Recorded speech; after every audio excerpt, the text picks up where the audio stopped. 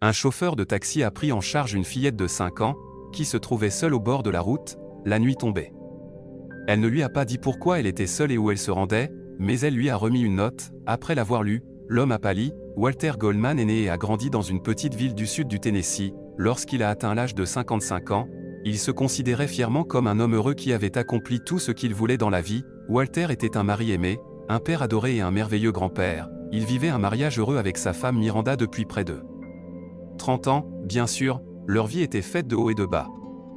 Mais ils surmontaient toutes les épreuves ensemble, comme le veut une famille aimante et solide. Miranda travaillait comme infirmière à l'hôpital de la ville et Walter passait sa vie à conduire, autrefois des remorques lourdes pour le transport de marchandises à travers le monde pays, mais maintenant, en raison de son âge, il était devenu chauffeur de taxi. De cette manière, il pouvait passer plus de temps avec sa famille et ses petits-enfants qui venaient rendre visite à leurs grands-parents. Presque tous les week-ends. Le fils de Walter, Spencer, était un gestionnaire de classe moyenne et, à l'âge de 30 ans, il était solidement ancré et avait même acheté une maison. Beaucoup des collègues de Walter étaient ouvertement jaloux de la richesse de sa famille et lui demandaient même de partager le secret du succès. Mais M. Goldman les ignorait simplement, affirmant que tout ce dont on avait vraiment besoin pour être heureux était d'aimer sa femme et ses enfants. Walter était traité avec le plus grand respect au service de taxi et son vaste expérience était grandement appréciée. Bien sûr, Miranda essayait souvent de convaincre son mari qu'il était temps qu'il quitte son travail et prenne soin de lui. Walter soupirait tristement en réponse et disait « Je ne peux tout simplement pas vivre sans tous ces côtés de la route, le bruit du moteur et le grondement des roues sur la route. Je suis simplement habitué après tant d'années, je comprends, mon cher. Tu es un excellent chauffeur. Parfois, on dirait que toi et ta Chevrolet ne faites qu'un, dit Miranda en serrant son mari dans ses bras.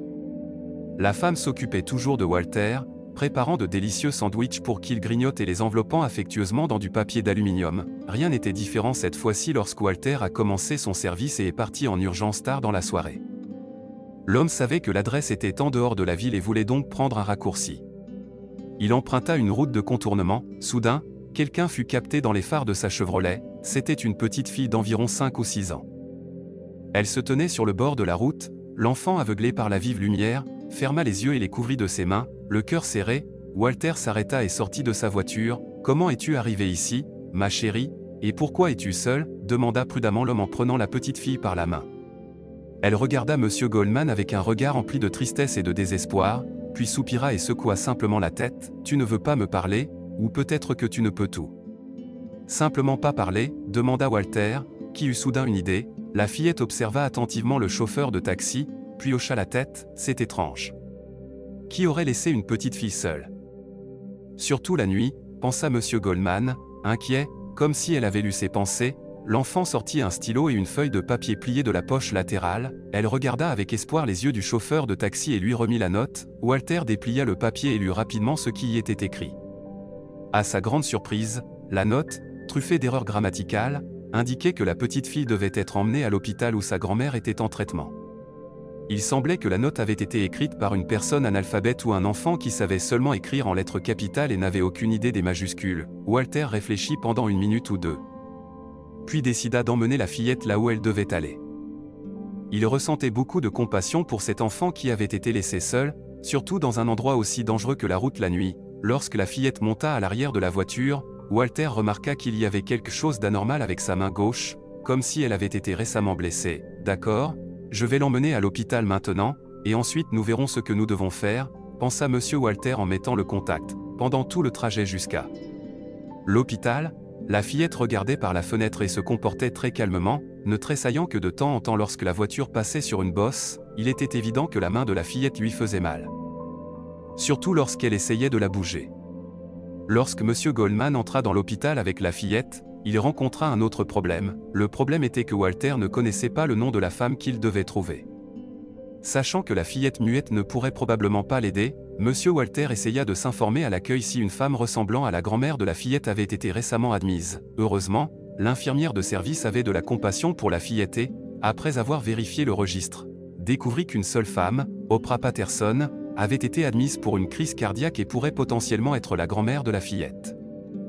En entendant le nom de famille familier, la fillette hocha joyeusement la tête et semblait même avoir oublié la douleur à sa main. Entre-temps, l'infirmière sembla hésiter pendant un moment, puis elle demanda à Walter de s'écarter afin qu'il puisse parler sans la présence de la fillette. « Voyez-vous, monsieur Goldman, je ne sais même pas comment vous le dire, mais le fait est qu'Oprah Patterson est décédée il y a 3 heures, déclara-t-elle, les mots à peine sortis de sa bouche. C'est un tournant inattendu.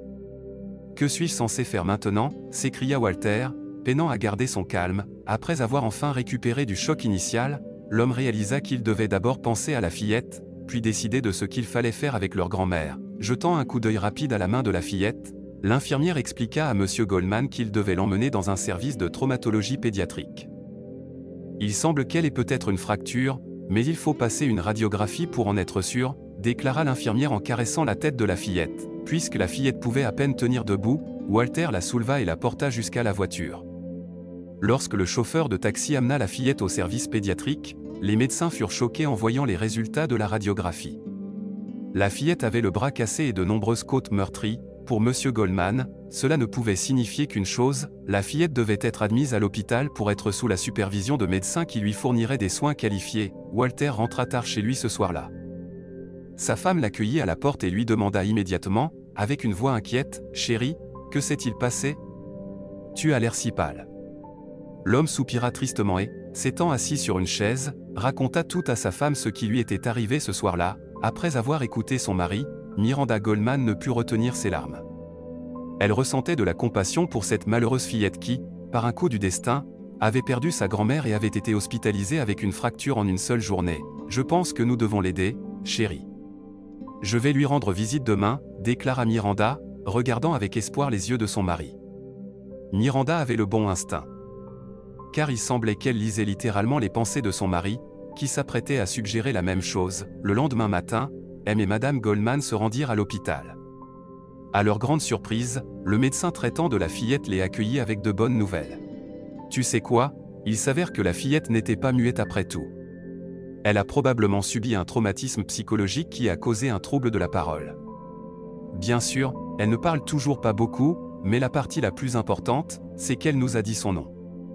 Elle s'appelle Anna, dit le médecin âgé sans quitter des yeux le couple heureux, c'est un vrai miracle.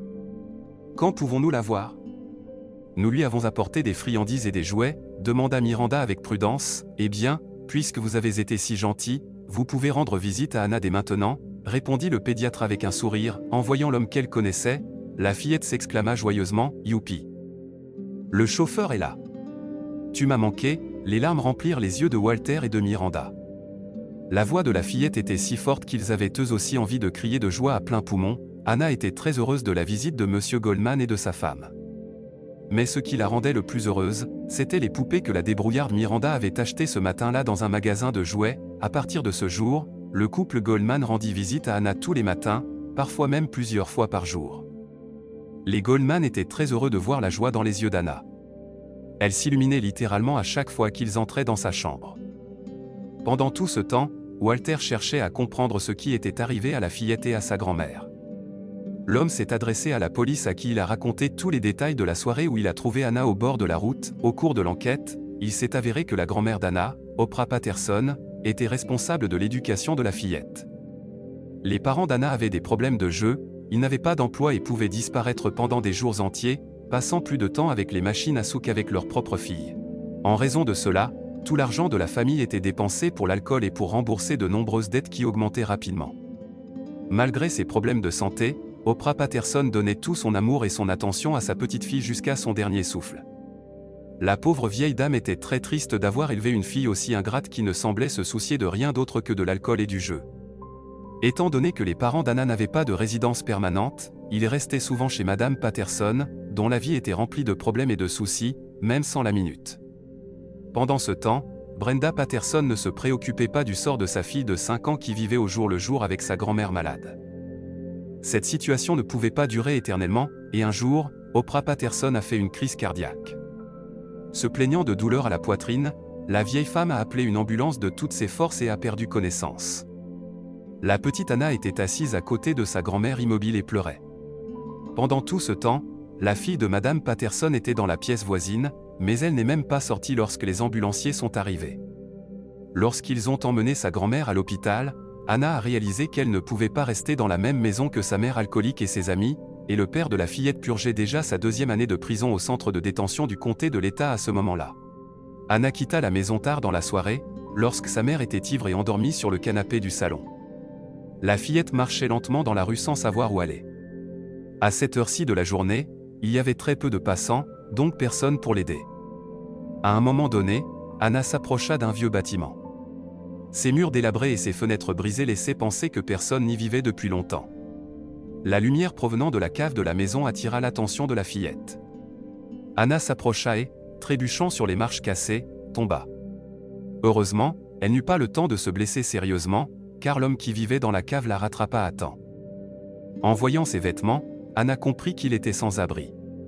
Malgré son apparence, l'homme était gentil et offrit un sandwich à la fillette, et lui donna même du thé. Lorsque l'homme sans abri remarqua que Anna s'était gravement blessée à la main en tombant, il ne put s'empêcher d'avoir de la compassion pour elle et se mit à pleurer doucement.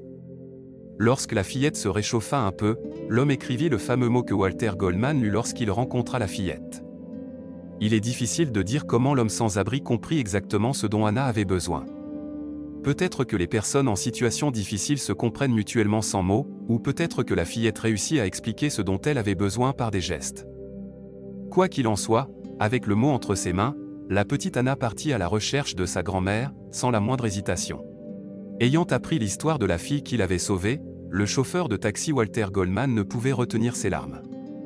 Il ne comprenait pas comment la propre mère de Anna pouvait traiter sa fille de manière si inhumaine. Après avoir tout raconté à sa femme, Walter regarda sa femme avec interrogation. « Oui, je sais ce que tu veux demander, chérie. Je pensais la même chose. Après tout, nous ne sommes pas si vieux. Tu veux obtenir la garde de Anna, n'est-ce pas ?» dit Miranda en essuyant une larme qui coulait sur son visage. Ayant reçu une preuve supplémentaire de la parfaite compréhension entre eux, Walter étreignit tendrement sa femme et l'embrassa. Il faut dire que les Goodman ont fait exactement ce qu'ils avaient l'intention de faire et ont obtenu l'approbation des services sociaux pour adopter Anna.